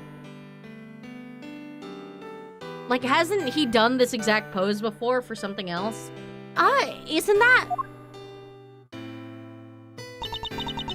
Always greet people with a smile, even people you don't know. Never cry in front of strangers. Oh. Daddy, I wrote them all down, Daddy. Yeah, I'm gonna keep all my promises and be a real hero when I grow up, just like you. Oh, wait. I forgot to write one down. The most important promise of all. Yeah, the Clown University meme. Oh, fuck yeah! That's where that's from, dog! Ah! Promise number 5. Always try your hardest to learn about things you don't understand. I remembered it just how you said it, and now I'll never forget it.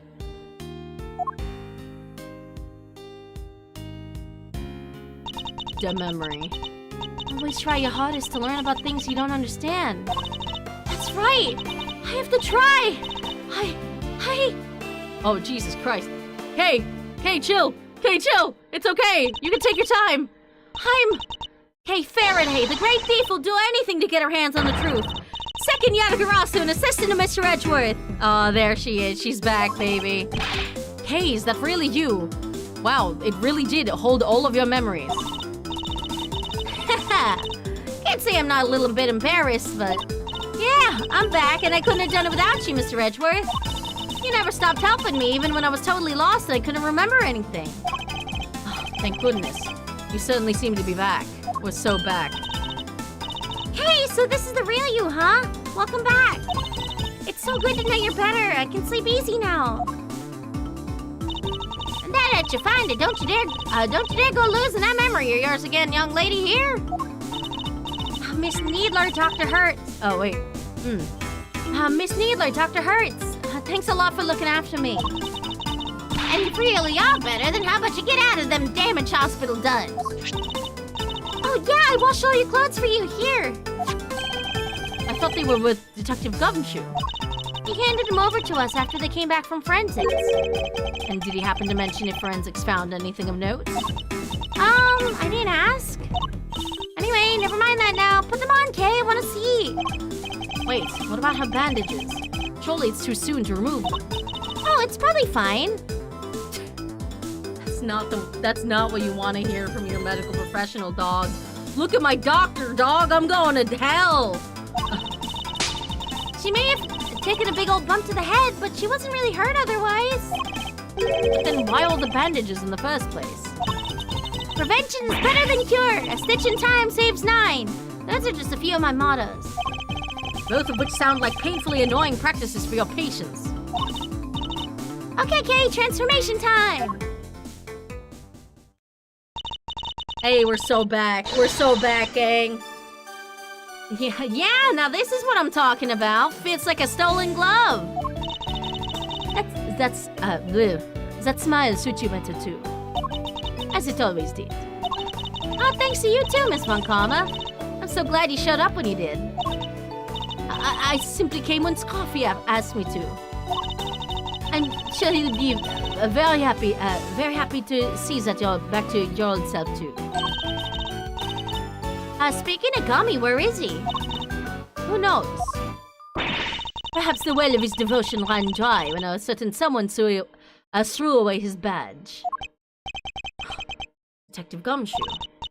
Anyway, I have to be going, and I'll be taking those two with me. Yeah, I kinda did commit a crime. Oh, wait, what's gonna happen to him? Acting as an accomplice in a murder and forging an autopsy report 18 years ago. The crimes can't be allowed to go unpunished. But the fact that Excelsior's winner coerced them into cooperating will, of course, be taken into account. Don't you worry about us, Kay. As long as Grandma and me are together, we'll be alright. Take care, Kay Faraday, until we meet again.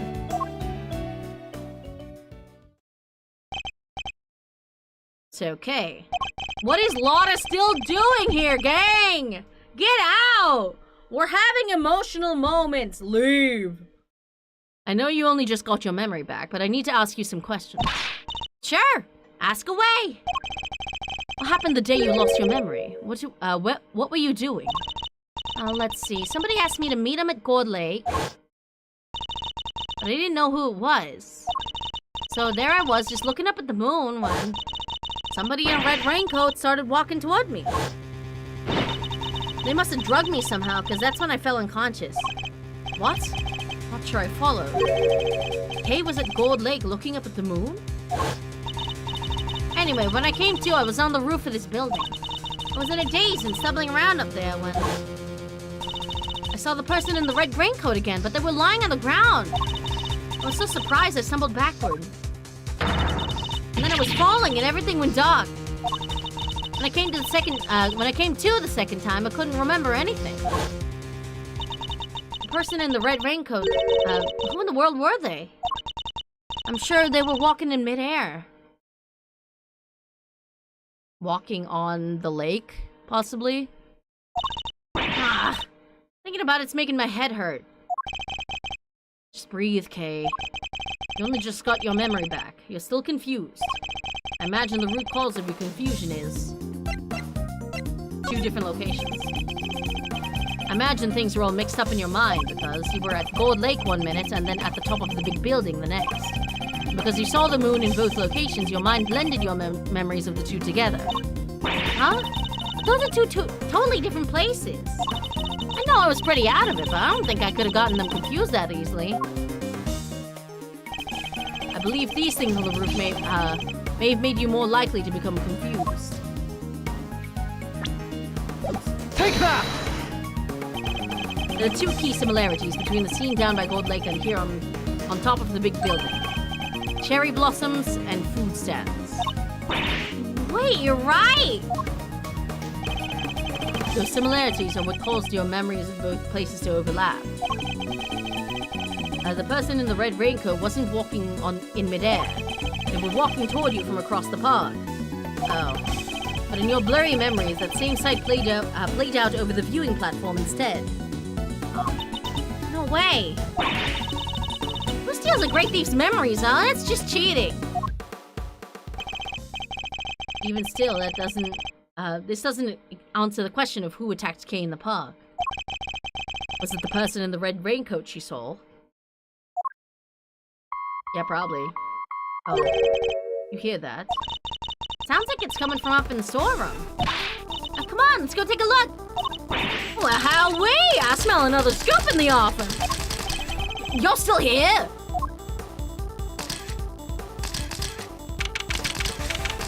She's here for photo reasons, don't worry about it.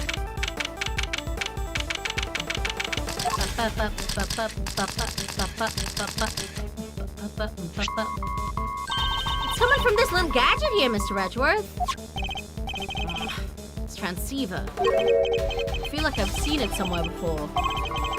Beep, beep, beep. Answer the fucking phone! It's still going. I'm no good with technology. Hey, you handle it. Oh, come on, you have to pick up. Fine, I'll do it. Beep. Hey, this is Edgeworth. Okay, if you could refrain from answering strange calls for me. Mr. Edgeworth, I presume. I know that voice. Shelly the Killer. Yeah, I figured as much. Congratulations on another case solved. Yet I can't truly say it's been fully resolved, can you? I don't remember what accent I gave him.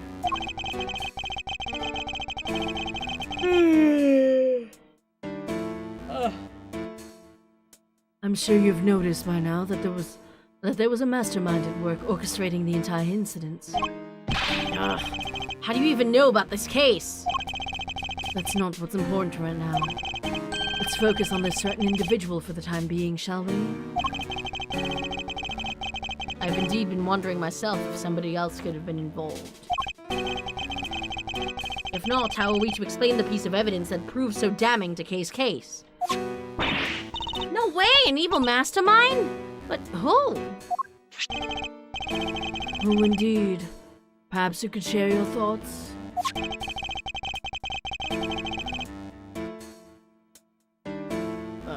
Hold on. What is the evidence in question that points to somebody else's involvement? Oops.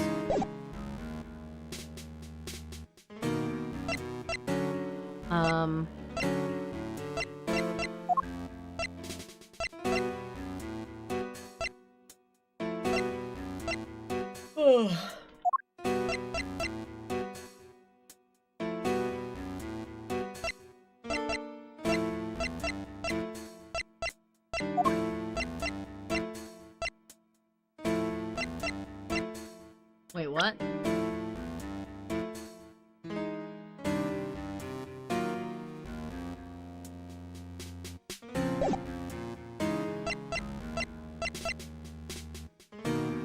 No. What's the piece of evidence that proved damning to her case? The mask? Take that! This right here proves that somebody else is behind all this. Sorry, I don't get it. Sadly, neither do I. Wasn't it? One clearly suspicious piece of evidence. What was it?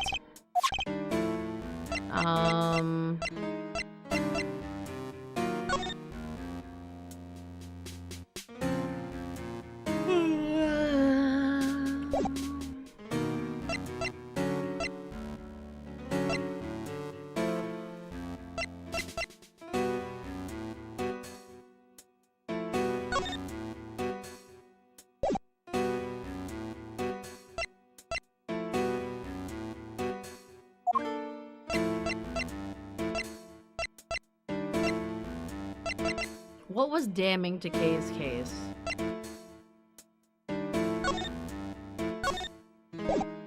This one? Take that! Oh, the letter Kay supposedly wrote to the victim.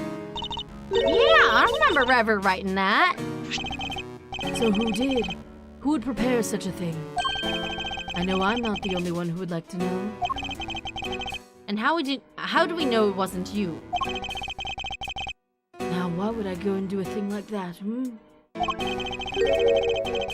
I believe the truth can only fully come to light in a court of law. But since you've had your badge revoked, that is no longer an option. So how will it all end? I, for one, will be watching from the sidelines with interest. He even knows about my badge. How long has he been stalking us? Oh, and one last thing. I do hope you won't betray my trust in you. Now I bid you farewell. Peace. What the heck did he mean by the case hasn't been fully resolved?